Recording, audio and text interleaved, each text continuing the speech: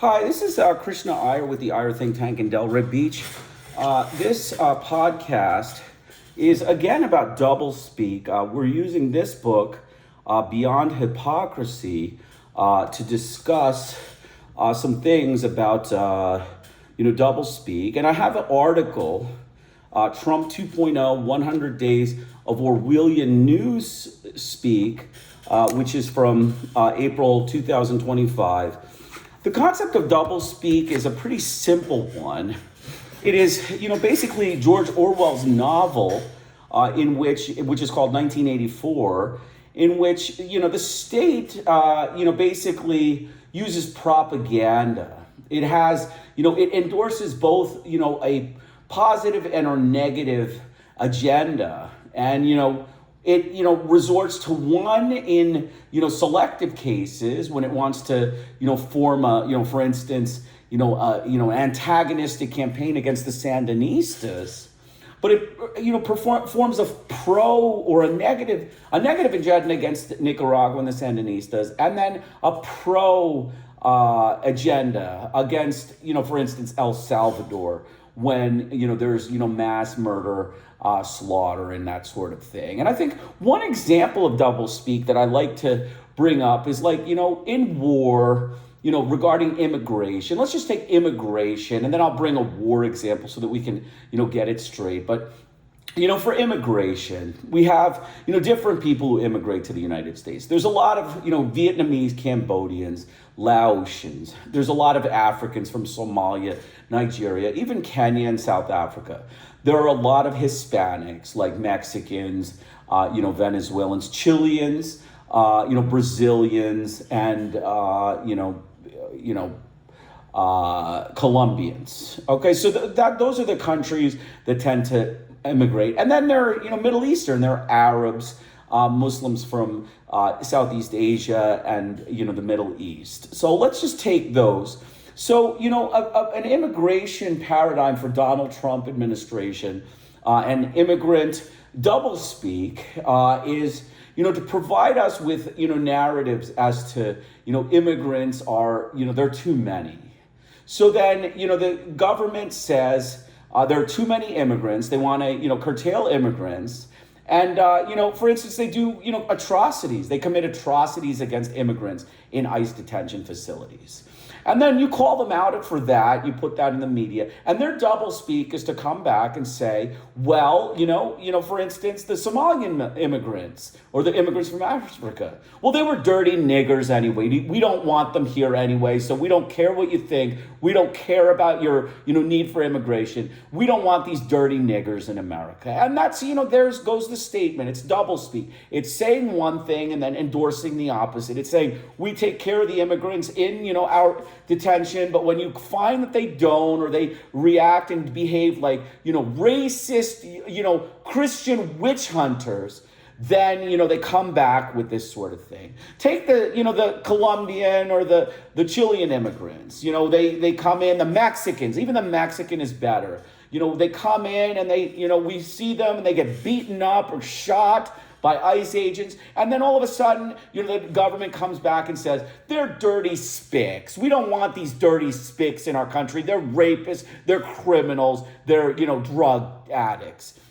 And so there it goes. That's the second example. Let's take, the Chinese or the Vietnamese or the Laotians and Cambodians that come to the United States. Many are refugees from U.S. wars in, those regions. They come to the United States and they get beaten up in, ICE detention facilities, and, they get tormented by their agents, and, what, and when, we have, difficulties and, call them out for that. For instance, a murder by one of the ICE agents of a Vietnamese, immigrant, they come back and say, well, we don't want these dirty gooks in our country. And that's another example of doublespeak, speaking one thing and saying the other. And finally, let's just take note, like the Arabs. Let's take the Arabs from the Middle East. Let's take, like, somebody from, let's say, Iran or Iraq. Let's take Iraq. We created like millions of refugees. There's bound to be a couple of Iraqis that end up trying to get refuge or asylum in the United States. They get beaten up in custody. They get tortured by ICE agents. And then the government gets called out or yelled at about it. And the big thing in the media, and then the doublespeak of the government is, well, we don't care about these dirty Muslim terrorists anyway. So you can see all of the different people that the immigration program does, puts out an agenda, it puts out an idea of what we want with immigrant. We say one thing, we say that these people are not wanted because, we have too many people that are of this religion and we don't have money for this sort of thing, and they behave, but ultimately ends up saying that, well, they're just dirty niggers from shithole countries, or they're dirty spics from South America, or they're dirty, gooks from Southeast Asia, or they're dirty terrorist Muslims from the Middle East. You see how that works? It's pretty simple. That's the way the American immigration and their, their media system works when it comes to doublespeak. They just endorse an agenda that's completely different from the actual reasons they state. They state, pretty hi-fi technical reasons that, are grounded in some kind of rationale. They say that, Mexicans, that many of them, don't seem to assimilate with us, or they don't seem to, do this or that. But, in the end, when we call them out for, well, then why'd you commit a human rights abuse if you really care about it? And why'd you commit murder against them? Why'd you kill that, immigrant from Mexico? Then they say, well, they were dirty spics. I don't want a dirty spic in our country. And, we shot them. So what the hell? So that's the example of, U.S. immigration and, doublespeak. The second example is, war. Like war. Let's take the wars that the U.S. has fought. It's fought an endless number of wars, but let's take the Vietnam, Laos, and Cambodian War. So we went to war on the basis of trying to liberate the free peoples of Vietnam based on these hi-fi ideas. And, we went there and, we couldn't show popular support. We said they like us. We said to everyone that, Vietnamese like us, they like our, democracy, they like the way we run things, and, they want to be democratic, they want to be free, and they want to be in a system, when we were actually interested in racist oppression. So in the end, when we went to war and we fought this big war, and then we withdrew our troops. When we withdrew our troops, what happened? We bombed them and mass murdered them. We, destroyed Laos, and we destroyed Cambodia, and we destroyed Vietnam.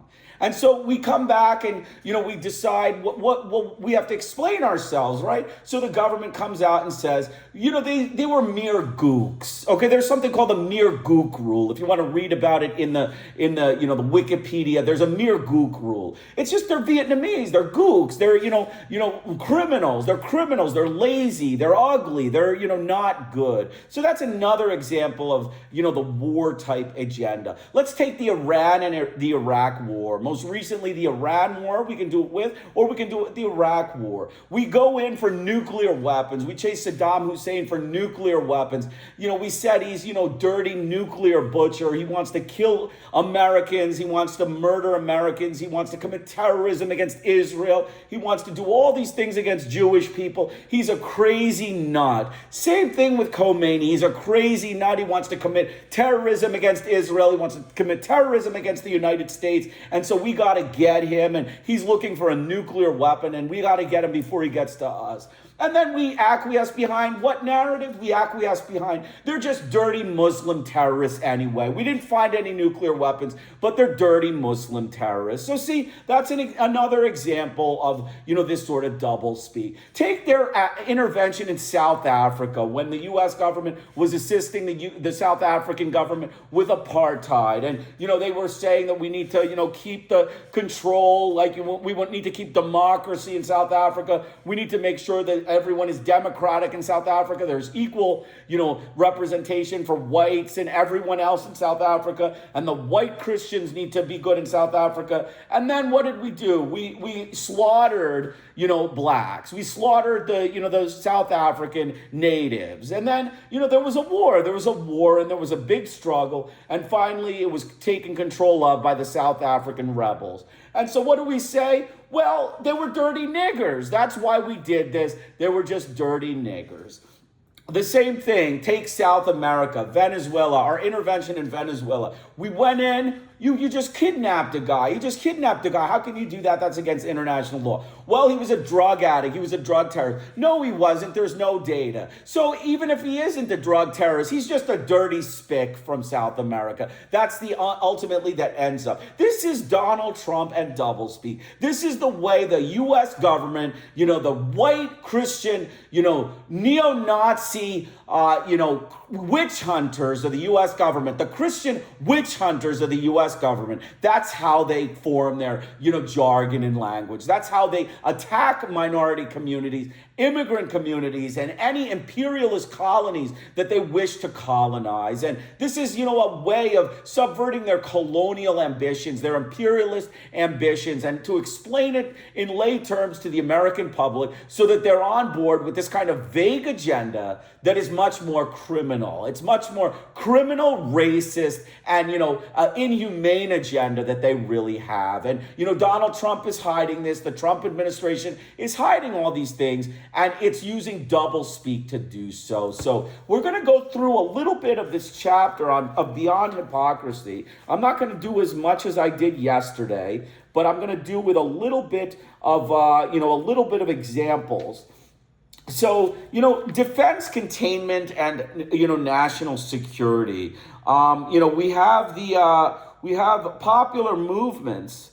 We basically, many of these things are in comparison to the Soviet Union. Okay, when we went in to contain, for instance, Vietnam, Laos, and Cambodia, and we went to war. We did doublespeak. We, said that, the Cambodians, the Laotians, and the Vietnamese were, needing democracy. They were loving communism. They were secretly, supporting communism. And, in this model, communism is simply trying to uplift your people away from Western hegemony and Western oppression. The West steals your money, takes your money, and keeps you as slaves. I mean, basically the way they did it in the southern United States during the Confederate years. So that's how we justify it. We basically say that they're going to communism. And doublespeak is an example. We use communism. There was no communist threat. There was no threat of communism. There was no serious link between the Vietnamese, Viet Cong, Viet Minh, and the Soviet Union. Okay, let's be frank. We looked at it 40 years later. We see no connection between the Soviet Union. So we murdered, 4 to 5 million Buddhists in Southeast Asia, and then we left. And then we said, there's a connection there. There's a communist connection. And then, everybody, quiets down and, kind of pretends that nothing really happened. And then 10 years later, people start reviewing this stuff and see there was no real communist threat. Soviet Union had no real discussions with Vietnam and didn't supply any money or weapons to Vietnam. So there's no connection between the Soviet Union and the United States war in Vietnam. So what did we do? We just murdered a bunch of gooks. That's what they'll say at the end. They'll just, cover it up with that, story. Let's take another war that we had in the past. So we did the Vietnam War. We can take the Gulf War. We can take the Gulf War, and we can also take the Iraq War, the Gulf War in 1991 and the Iraq War. So we went in and, we started a new story of, nuclear weapons. There's nuclear weapons in Saddam Hussein. He's, harboring weapons of mass destruction. Colin Powell and Condoleezza Rice came out publicly and said this guy is a criminal and he is, keeping nuclear weapons. We destroyed Iraq. We reduced it to rubble. There was no control or containment. George Bush the first, he started this program against Iraq. He, used bases in Kuwait and destroyed Iraq from start to finish. Then, the Iraqis rebuilt Saddam was still in power for 10 years. But then he couldn't go to the United Nations the second time, right? The UN helped him in the first time. And so, we destroyed them the first time. The UN helped. The second time, the UN said, we're not going to help you. But the US still decided to, bomb Iraq and go in. And they, went in with Tony Blair and Britain and did their bombing. And they came out and they said, there is no nuclear weapons. So we come out with the same thing. They're just dumb Muslim terrorists. They're just dumb Arab terrorists. They deserve nothing but murder. And that's what we did. We did that. And we said that. That's another example of the doublespeak that we see. You can take another war. You can take the war, you can take the imperialism of China. Another example of an imperialism in China. We went to China. We, tried to, take over their land. We tried to keep them as, slaves, plantation slaves, the Chinese peasants. The European colonial powers carved them up like, racist gangsters. The Russians, the British, the French, the Germans, the Belgians, the Americans, all of them were there in China. They had little parts, and there were little France, there was little England. Shanghai was part of little England. There was Canton, which was more England. There were areas in the northeastern part that were part of the French, like that. There were little parts of, China that were like that. And, then we bombed them. We bombed them, and we bombed them in the Korean War. We were kicked out because there was a successful revolution of the communists. But then we bombed China in the Korean War, and we bombed Korea in the Korean War. And then, people have to say, well, why did you do that? There was no threat of communism there. China was not spreading its influence there. There was no real aggressor there. China was not the aggressor. There are books and books and books that said that China never helped the Vietnamese rebels. They said that every communist struggle should be, made from within. Okay, if it's not made from within, it doesn't exist. So that is, off the table. So why did you go there? Because you hate gooks, right? We hate gooks. We hate the gooks. That's why we went there. And that's what the government of the United States said at the time, after it. And they even threatened them with nuclear weapons and all that. So, and then take South America, take El Salvador, Honduras, Nicaragua, take Chile, take, Brazil, Ecuador. All of these countries had U.S. Induced or U.S. placed right-wing dictatorships and subversion of elections. And they, subverted the elections. And then we said, we were going to, try to help them. And, but we slaughtered so many people. And, why did we slaughter them? Because they said they were spics. They were dirty spics in South America. We wanted to get rid of them. They were dirty rednecks. We're an additional one. Dirty rednecks, dirty native Indians that were endemic to these places. We want to get rid of them. And that's why we did it. So that's the American government. It uses this doublespeak to, contain, perform aggressive postures for defense and for national security. So we talked about the Korean War, okay? We talked about subversion of Soviet satellite states and the Soviet Union through armed revolt. The CIA was involved in guerrilla bands with CIA-trained Ukrainian operatives within the Soviet Union parachuting in military supplies for their war on the Kremlin. There was also a reconstruction of Nazi intelligence, and Richard Gehlen was the official espionage corps of the West German state.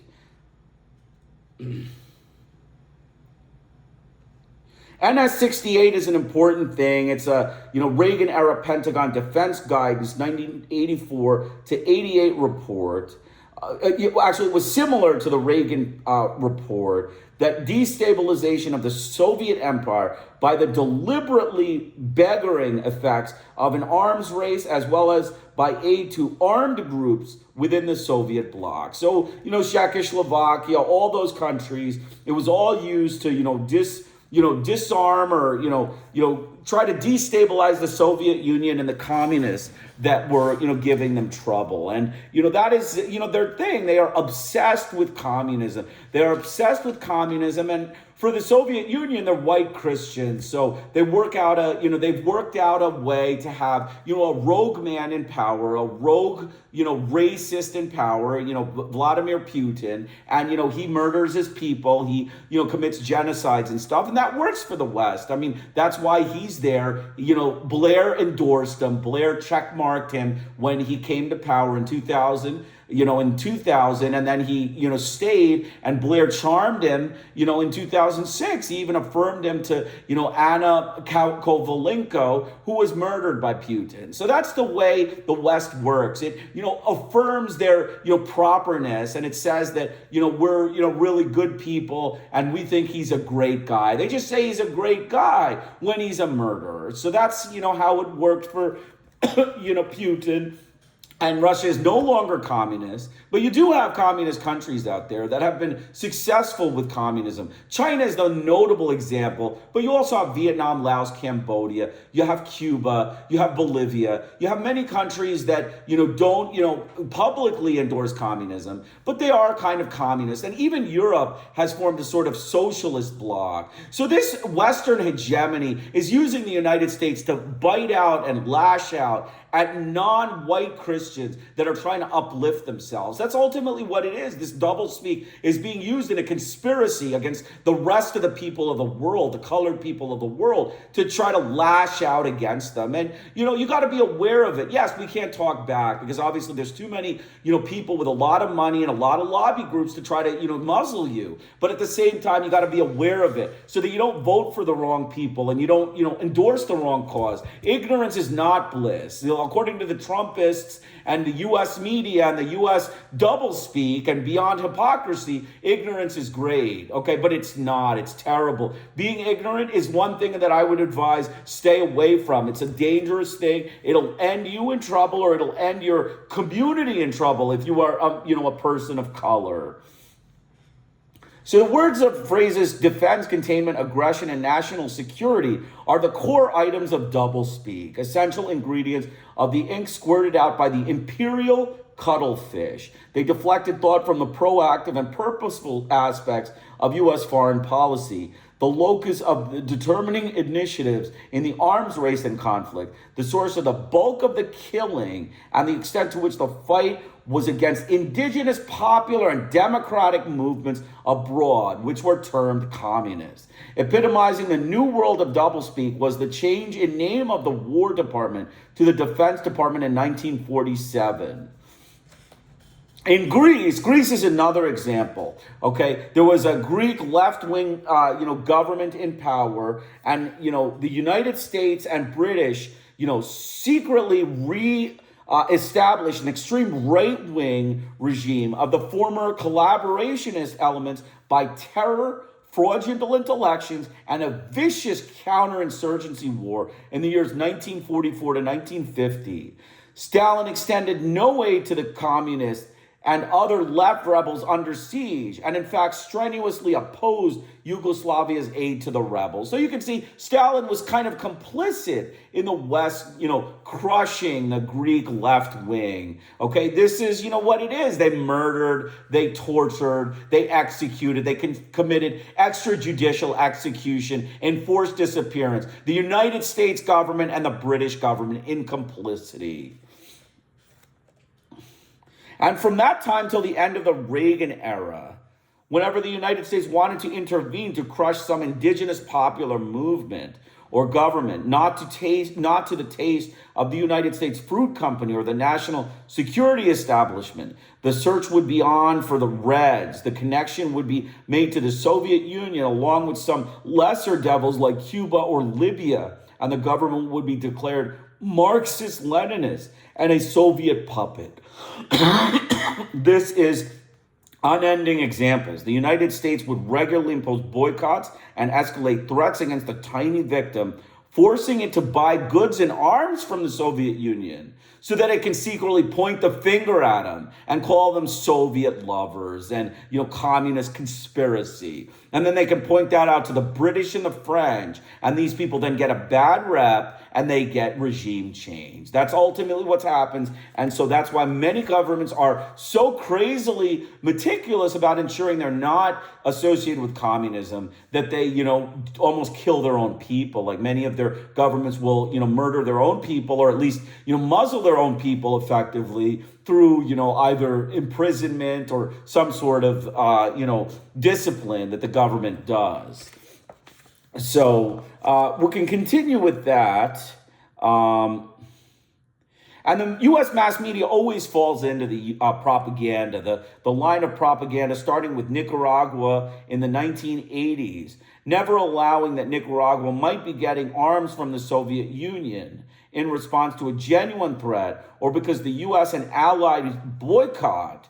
Right, the U.S. and the Allies boycotted Nicaragua, another racist group of, anti-Hispanic butchers. Right, we wanted to just, murder the Spics, and that's why we wanted to enslave the Spics, because they were, getting too, uppity. The uppity Spics of Nicaragua, they were getting health care for the people. They were getting, nice, social programs for the people. So we wanted to, kill the Spics, is the U.S. government statement, and that's what they deserve. That's the kind of statement that they deserve. They are racist, white American Christian, witch hunting gangsters, hoodlums of witch hunters. They are Christian witch hunters, like the Massachusetts witchcraft trial, to try to find the devil in, colored Hispanics that are peaceful in Nicaragua.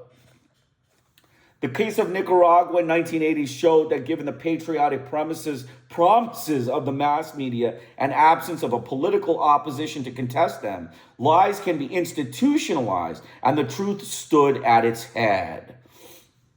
The U.S. attacked Guatemala in 1954, which alleged to be a response to Soviet aggression. But Jacobo Arbenz, the ruler who was deposed by Eisenhower, was ending up not related to the Soviet Union. He was not a communist. He was just trying to get the money from the United Fruit Company and keep agrarian money in the government's hands, and the control of the money for the crops that they had. But that it wouldn't be with Eisenhower administration and John Foster Dulles. No. You are a communist, and we're going to take you out. And they slaughtered him. They murdered Mr. Arbenz, or actually he committed suicide when they attacked the palace, is what I recall. Either he was murdered. I know Lumumba was murdered in the Democratic Republic of Congo for a similar reason. But Arbenz, he may have been murdered, or he may have been, committed suicide. But ultimately they deposed the government and took over the money and made sure there was a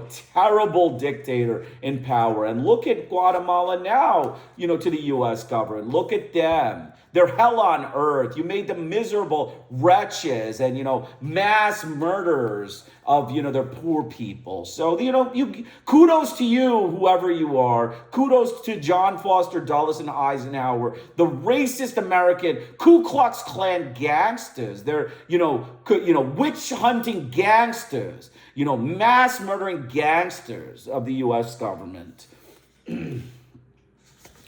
So, another one was Czechoslovakia. That was another example that he gives in the book. They actually, Guatemala acquired arms from Czechoslovakia, and ding dong, Washington immediately made, Guatemala regime change city. So, there's somebody watching your transaction with the Soviet Union, and as soon as you make that transaction, there is an immediate attack on your country's sovereignty. I mean, basically, that's the Western hegemony. Just always be aware of it. I mean, some of this is actually to present, and then some of it is to understand the mentally deranged lunatics of the Western hegemony. They're racist witch hunting gangsters. To associate communism and Russia is obviously the wrong thing.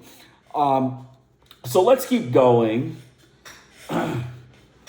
Many of these ideas, though, with respect to communism have changed because Russia is no longer communist. But, the idea that, if you associate or affiliate with Russia, they will get you, okay? They will get you. They will see that. Many of the parties in the United States will attack you, pretty bad if you associate with Russia. They'll hit you with sanctions. They'll hit you with, regime change. I mean, even regime change is on the agenda. If you, cross the U.S. government's, thugs. They're vicious, Christian witch hunters of, friendliness to Russia, because they see that as a, sort of maybe a liberation for, people that, they're being friends with another white hegemony that's not so racist and capitalist. I mean, maybe that's the reason. They're not as racist and capitalist as the American butchers of Washington. So continuing on.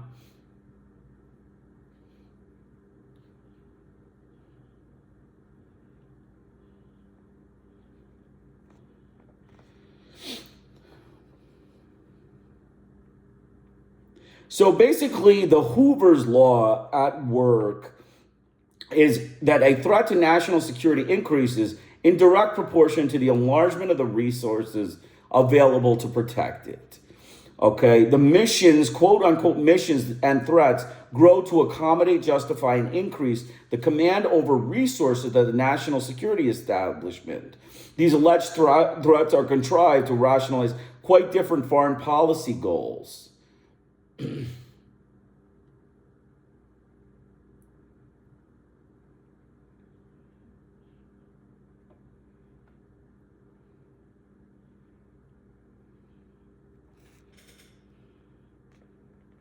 So, the national security agenda is basically a counter-revolutionary agenda. Okay, when governments get hit with this national security agenda of the United States, it's a counter-revolutionary agenda. The Nicaraguans were hit with a counter-revolutionary agenda as soon as the national security doctrine was invoked. Whereas Honduras and El Salvador, that had many criminal actions and were much more dangerous than the Sandinistas, didn't get such an agenda. They got Washington's good side, but they, slaughtered journalists, they slaughtered people, hundreds and thousands of civilians, tons and tons of, macheted pregnant women and children, just all over the place, just a bunch of, goons of the U.S. government. They were goons, that were paid for by Washington butchers, by, the United States politicians, and that's who they are. Okay, the second part of this chapter is weapons in search of a mission. The weapons culture developed in the United States to serve the interests of the United States dominating the power structure, and it still exists.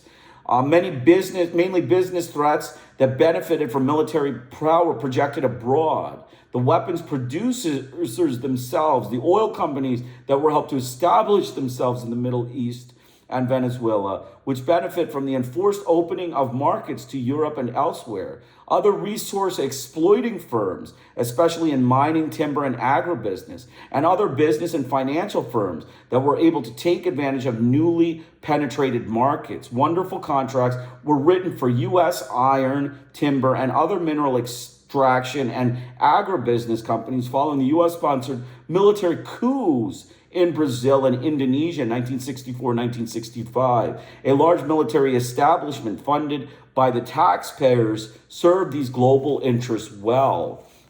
As the weapons culture grew, the industrial interests producing weapons and their Pentagon and congressional allies, the so-called Iron Triangle or military industrial complex of enormous and partially independent power gradually emerged. The MIC's ability to command resources rested on its service to the transnational corporate system, as well as its own extraordinary institutional power. It had the further advantage of providing for our national defense and protecting our national security. And what politician would stand against funding defense and national security, especially when the corporate establishment, including the national media, would denounce and defund him for selling his country short? This MIC is now known to be a self-protective feedback system loaded with conflicts of interest and built into the political economy right now.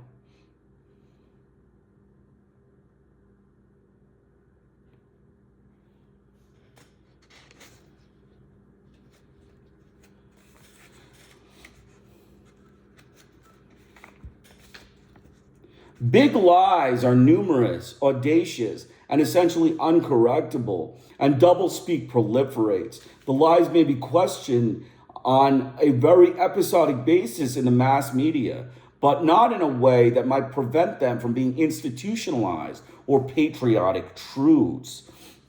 So this is in reference to the military budget and national security to sustain a necessary level of false consciousness, which imposes a heavy burden on the powerful elite.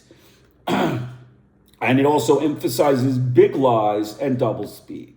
The lies, they may also be questioned in retrospect, but individually, and not as a repetitive and systematic process. This permits serial lying with no lessons learned. In the case of the MIC dead-knot gaps, bomber gaps, missile gaps, throwaway gaps, and assorted other windows of vulnerability have been brought into existence to justify the production of new weapon systems, in each case based on partial or entirely false evidence.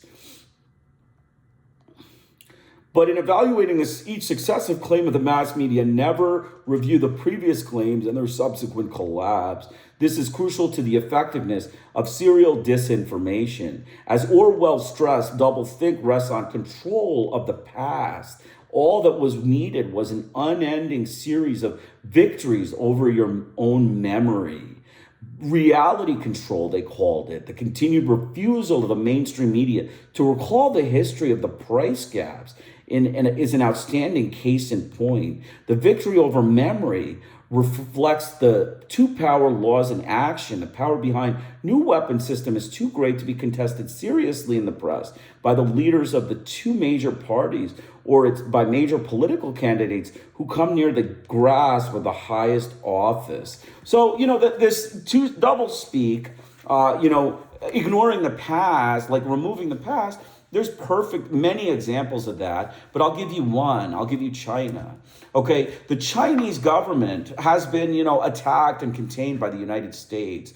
The U.S. accuses China of human rights abuse against its Muslim minority, against the Tibetan, Buddhists, against all sorts of different minorities. Even though it is a Buddhist nation, it is a nation predominantly Buddhist in origin, they accuse them of, persecuting the Tibetans. Now, let's, be frank. Who did, what is the United States and its historical connection to China? Without knowing that, for the U.S. government to open their mouth is like, just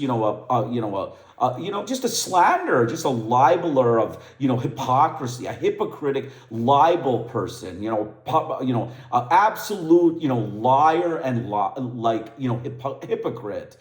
So the U.S., colonized China. We don't remember that. They put in Chiang Kai-shek, a murderous dictator who slaughtered, hundreds and thousands, maybe even millions of Chinese people.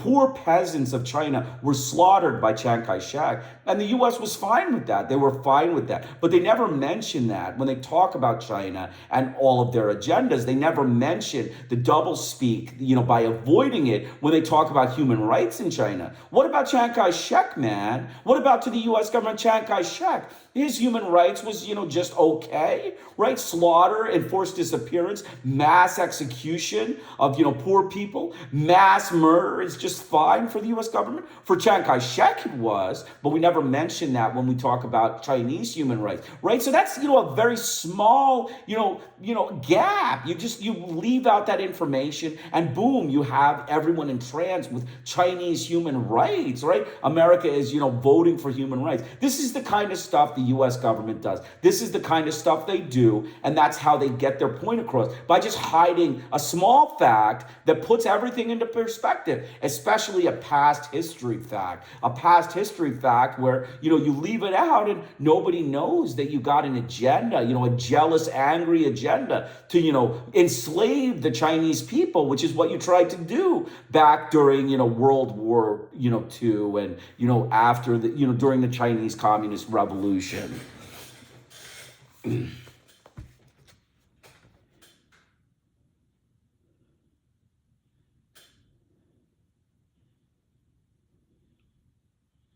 So, many economists like Franklin Holman's demonstration of the completely spurious methodology used by the CIA on are the Soviets really outspending the US on defense was never refuted. It was simply unable to make headway against the imperatives of power. That basically the disarmament from the Soviet military threat, even though the US was spending way more, their narratives were that, the Soviets are spending more. And the spurious ideas and ideology of the CIA in constructing this statistical analysis on the US versus Soviet spending was completely flawed. Okay, and it was never really, listened to. Washington never really took it seriously. They had bigger fish to fry, so to speak. They had more people to murder in the world and more people to slaughter. That's what they, that's always the more important thing for them.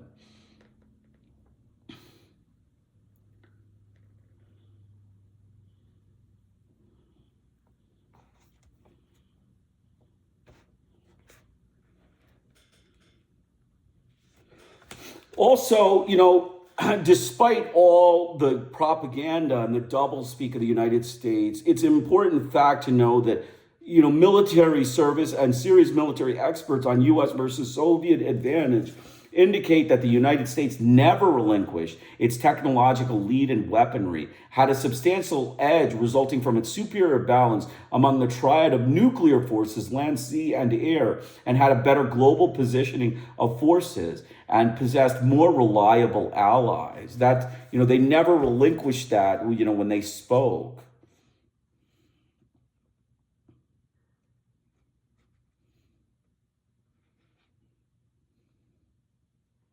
So, basically the Soviets were more powerful according to Reagan while he built up a SDI system, a Star Wars program. All kinds of lies were peddled in the doublespeak lies were peddled in the mass U.S. media to, indoctrinate the Americans of the American public with, ideas that the Soviets are really, competitive when it comes to spending. When he was spending way more than the Soviets, he was, enriching the weaponry of the United States way faster than the Soviet Union. But he lied and he did doublespeak. And that's an example of Orwellian doublespeak. The state is used to indoctrinate the media and the masses. And so no one knows the truth. That's another example of doublespeak.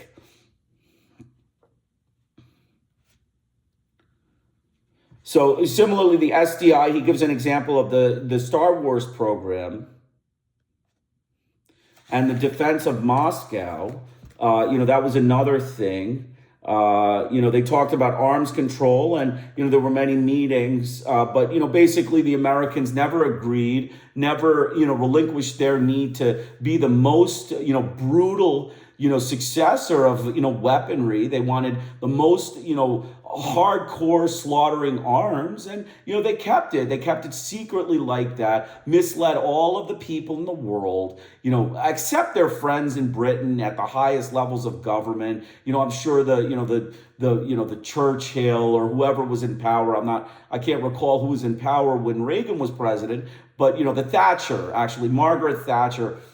She was for sure, the racist Christian witch hunter Margaret Thatcher was for sure aware of Reagan's, motives and, the West's motives. So, you have to know that these people are complicit with each other. The British and the Americans, they're dangerous people when they get together, and they target people. That's really an important thing.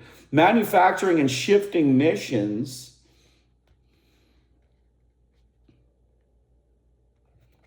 So again, it's more of a discussion of the Soviet Union.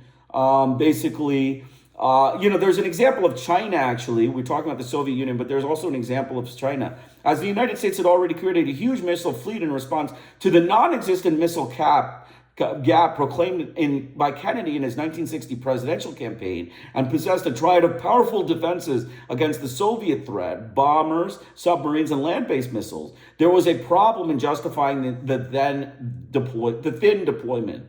The rationale offered at the same time was that it would serve against a possible miscalculation on the part of Red China. In the words of McNamara's colleague Paul Wamke, in a crisis which they had brought on naturally, only the Chinese themselves would have brought on any crisis. If the Chinese came to believe that the United States might attack, they might be tempted to launch a preemptive strike, hoping to bring down at least part of the American house in the face of total destruction, or even only the destruction of their nuclear forces, which at the moment of crisis they feared we were about to wreak on them. The multi-million-dollar investment was thus justified on the supposition of entirely irrational Chinese behavior with a weapon they didn't even possess, right? The Chinese didn't even have a nuclear weapon in 1960, yet they, did this, creation of this big nuclear weapon to, be able to preemptive strike against China in the event that China has a nuclear weapon. So they knew they didn't have it, but they sold it. They peddled this double-speak nonsense to the public, and then they competed with China, and they, enriched their own military. They just kept spending. What you see here is a pattern of criminal lunatics that run the U.S. government. They're criminal lunatics and mass murdering butchers. You get on their wrong side, and, bombs will start falling. I mean, the world needs to rein these criminals in. I mean, that's ultimately what it is. We need to put these criminals in one side of the world against everybody else, and we got to rein them in because they're human rights abusing racist Christian witch hunters. And that's my recommendation. I mean, they need to be reined in as a group of racist thugs of Christianity.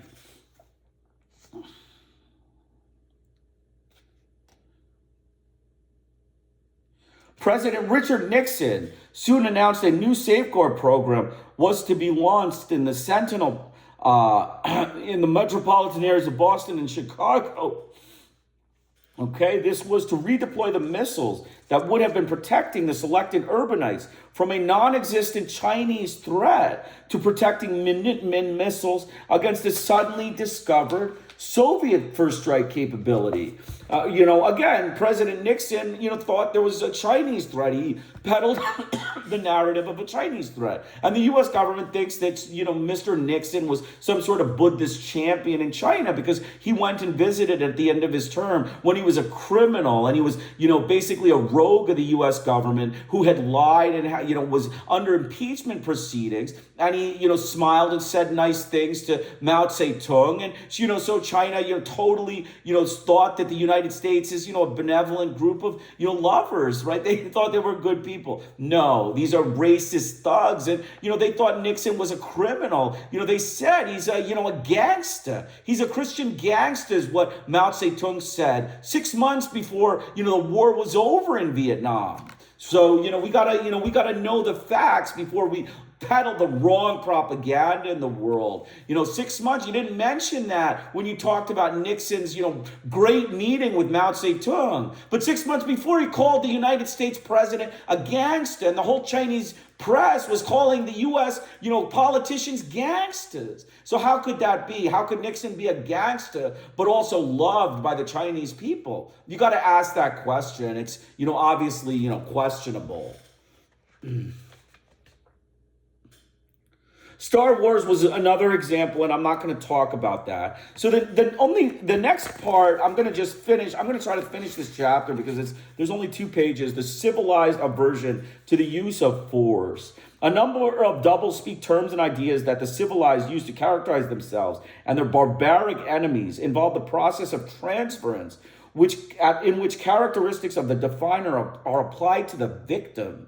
Barbarians, for example, do not value human life as we do. In Vietnam, an illustrative case, the enemy was willing to accept heavy casualties and the terrible costs that could be and were imposed on a small peasant country by an industrialized power. For Western analysts, the failure of the Vietnamese to surrender to superior force showed their lack of value for human life. Our willingness to kill them on a large scale, however, did not demonstrate the low value we place on human life for reasons never made explicit by the government that peddled it. The fact is that the Vietnamese were fighting for national independence. The United States was willing to kill millions and destroy a distant country for reasons that its own apologists could never quite clarify. Perfect example of doublespeak, okay? We say that, they don't value human life. They're barbarians. The Vietnamese gooks, as the U.S. government would say, are barbarians. So they don't value human life. So, then, they don't value human life. We're fighting for independence, but then you just keep slaughtering them over and over again. If they don't value it, you don't want to kill more of them, right? Otherwise, you're a criminal butcher, right? You're, a sadistic criminal that just can't stop in his murder campaign, even though you're losing the war. And that's what America was at that point. Unfortunately, that's the reality. They were criminal, sadistic butchers. They were lunatics, psychiatric, mentally deranged lunatics that kept sadistic murder going for years and years, through the Johnson and Nixon administration. Another important example of transference is the Western pretense that the victims and rebels whom we or our agents are slaughtering are prone to use force, whereas we and our clients are peace lovers, driven to bullets and bombs by the violent means of our victims. Jean Kirkpatrick, commenting on the torture, mutilation, murder of the 5 leaders of the Democratic Front of San Salvador in November 1980, observed that the people who choose to live by the sword can expect to die by it.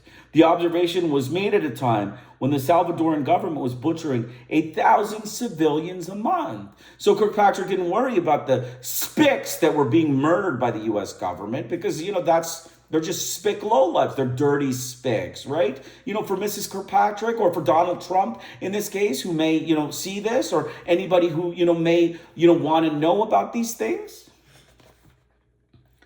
And my favorite case was the claim of the U.S. government during the 1960s that we sought in peace in Vietnam, but were rebuffed by a violent enemy. The truth of the matter is that from our first entry in support of the French, then with our imported leader Diem, quote unquote leader Diem, and up to the time of the Paris Peace Agreement of 1973, we refused to negotiate a political settlement because we had no political base in Vietnam. This was acknowledged in innumerable internal government documents, and official propagandist Douglas Pipe conceded that our foe, the NLF, maintained that its contest with the GVN or the Saigon government and the United States should be fought out at the political level, and that the use of mass military might was in itself illegitimate until forced by the United States and its clients to use counterforce to survive. So basically, we acknowledge that the internal government documents and all of the the data that the NLF, should, be fought out. The war with the NLF should be fought out at the political level. Yet, we were in support of the French, right? We were supporting the French. And, we imposed Diem, who is a French puppet or, a puppet of the U.S. government, a Christian puppet of the U.S. government, up to the Paris peace agreement. We never negotiated, right? In 1973, we never negotiated. But then Douglas Pike comes around and says, we got to negotiate. It's a political settlement, right? 5 million, Vietnamese Buddhists slaughtered at the hands of the U.S. government. And, we didn't negotiate. We should have, but we didn't. Well, they're dirty gooks anyway, right? I mean, that's ultimately what you'd say, Donald Trump, wouldn't it? They just say, oh, well, they're dirty gooks. I mean, this is America. It's a great land. It's make America great again. No, we don't want dirty gooks here, right, Donnie? That's what you'd say. So keep going. But while the United States had no indigenous support in Vietnam, it had enormous military power, incredibly arrogant and ruthless leaders, and a subservient press. The principle applied in Vietnam and many other places, was to refuse to bargain on the basis of the existing distribution of political power.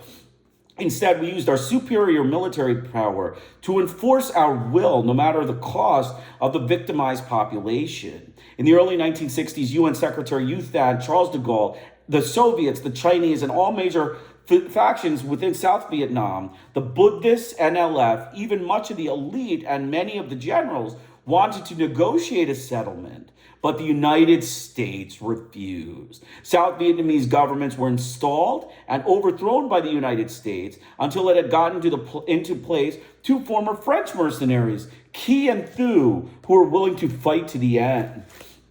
As the State Department's William Buddy asserted at the time, our requirements were really very simple. We wanted any government that would continue to fight. In doublespeak, however, as stated by James Rustin, the real issue at stake in Vietnam was that no state shall use military force or the threat of military force to achieve its political objectives. And the companion of this principle has been that the United States would use its power when necessary and where it could be effective against any state that defied this principle. So we would use military force. We will never use military force to achieve political objectives. We would use it when when any state defied the principle of political objectives. So we can murder them and, they can't fight back. Basically, that's the ultimate thing. The gooks aren't allowed to fight us back. Otherwise, we don't, we do doublespeak. Like, that's how we doublespeak. Going on, Truman era onwards, negotiation with the Soviet Union and the Allies were put on hold pending our establishment of situations of strength, which would induce the enemy to come to the bargaining table. All through the Vietnam War, the Johnson and Nixon administration were waiting for the enemy to come to the bargaining table. Even Reagan periodically resorted to this tactic in his assault on Nicaragua. But the doublespeak quality of the gambit surfaced when he blurted out that we were waiting for the Sandinistas to say uncle. This phrase and the euphemism of coming to the bargaining table both mean acceptance of U.S. terms or surrender. So the civilized, in short, have made themselves into devotees of peaceful solutions by identifying their own terms as reasonable and any refusal to accept these terms as the cause of conflict. So, the Nicaraguan Sandinistas wouldn't come to the bargaining table. They wouldn't say uncle to Ronald Reagan. And so he said, they're dirty spics anyway. Let's, murder more of them and, send more Contras in, kill more women and children. It's all fine. I mean, that's just the U.S. government. We're the Christian witch hunters. We got to find the spics to slaughter. I mean, that's ultimately what we got.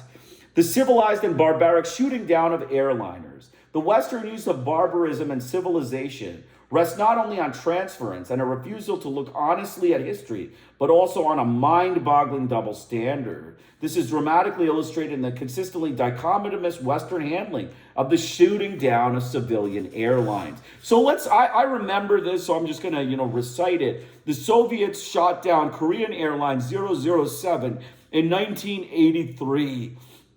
And Reagan administration orchestrated a huge propaganda campaign of vilification. It is now clearly established after this many years, after peddling the doublespeak of the Reagan administration and following him the Bush administration about this incident, that the Soviets did not know that 007 was a civilian aircraft, and there's a reference provided. But the Reaganites nevertheless built their campaign on the lie that a civilian plane was deliberately destroyed. The press went along with this propaganda claim, raising an indignant outcry over the cold-blooded murder and barbarism. Much was made of the messages relayed by the Soviet pilot and ground control honing in on 007 and matter-of-factly asserting that the target had been destroyed. The inhumanity of the act of war was dramatized by the great attention paid to the grieving families of the victims. In the words of Leslie Gell, the point, if it needed reaffirmation, was that the leadership of the Soviet Union is different. Call it tougher, more brutal, or even uncivilized than most of the rest of the world. Don't forget that the U.S. government, with Koreans, they slaughtered hundreds and thousands of Koreans. So the Soviets are, against the Koreans. They're barbarians. But, they're just dumb gooks when we kill them in the Korean War, right? That's what it is. That's how Donald Trump would view it, right? With doublespeak, with Mr. Orwell's, agenda. We got 1984, memorized, and that's about all we're doing as president right now. So, that's the goal. When the United States, however, shot down airliner 0655, killing 290 Iranian people in 1988, Leslie Gelb said nothing about the implications of this act for the quality of the leadership of the responsible country. And Gelb never said anything in retrospect about the significance for civilization and barbarism of the fact that the original claims by his government on 007 were eventually admitted by the Times have been outright lies, peddled as outright lies by the U.S. government. The U.S. media did not relay to the American public the cold-blooded messages of those in the act of pulling the trigger on 290 civilians, nor did they focus on the grieving families of the Iranian victims, choosing instead to tap the feelings of the U.S. personnel obligated by their duties to kill. And the New York Times editorial found that there is a conceivable excuse for shooting down a civilian airliner, namely a tragic error and irresponsible behavior of the victim. So again, we just said that, we shot down an airliner of, Iran. The Iranian Airlines, flight 665, was shot down, killing 290 Iranian people. And we said, they're dirty Muslim terrorists anyway, so you don't have to worry about it. That's right, Donald. That's what, you said. That's what you believe. They're dirty Muslim terrorists, so let's stick it to them and, shoot them down when they're, flying over the sky. And that's what we did in 1988. Ronald Reagan, was the boss, okay? We remember Ronald Reagan was the boss in 1988. He came, until 1988, and then it was George Bush, and then we know who it was. So that's, ultimately what it is. Subsequently, in an article in September 1989, the issue of U.S. Naval Institute Proceedings, David Carlson, commander of the USS Sides, and escort frigate in the vicinity of the Vincennes at the time, wrote that he was disgusted with the apologies for the act, an attempt to blame it on the Iranians, and the idea that the Vincennes was defending herself against an attack, which he said was based on a series of lies. When the decision was made to shoot down the Airbus, the airliner was climbing, not diving. It was showing the proper identification, friend or foe, IFF Mode 3, and it was in the correct flight corridor from Bandar Abbas to Dubai. So it was shot down by an aircraft carrier over international legal airspace by the U.S. government. A rogue action, a racist mass murder rogue action. Did the U.S. government pay reparations for this, international criminality? No, of course not. They just laughed about it. They said they're just dirty Muslim terrorists, and they left it at that. We settle it that way. We just, insult them and, keep, making the cash. And now we're at war with them. So, it looks like Donald Trump has found his, friend. This was, George Bush. This was Ronald Reagan who did this. And, David Carlson says that you're incorrect. They shot it down on purpose. They knew it was an Iranian airline, civilian airline, and the U.S. aircraft carrier USS Vincennes shot it down. The conduct of Iranian military forces in the month preceding the incident was pointedly non-threatening. According to Carlson, well before the shoot-down of Vincennes, actions appeared to be consistently aggressive and had become a topic of wardroom conversation. Robo-Cruiser was the unamusing nickname that someone jokingly came up with for her, and it stuck. This story may seem sensationally newsworthy, and on-the-scene naval officer suggesting that the shoot-down was not a tragic error, but based on the trigger-happy characteristic of a Rambo commander, and that all the talk about Iranian errors and provocations was poppycock.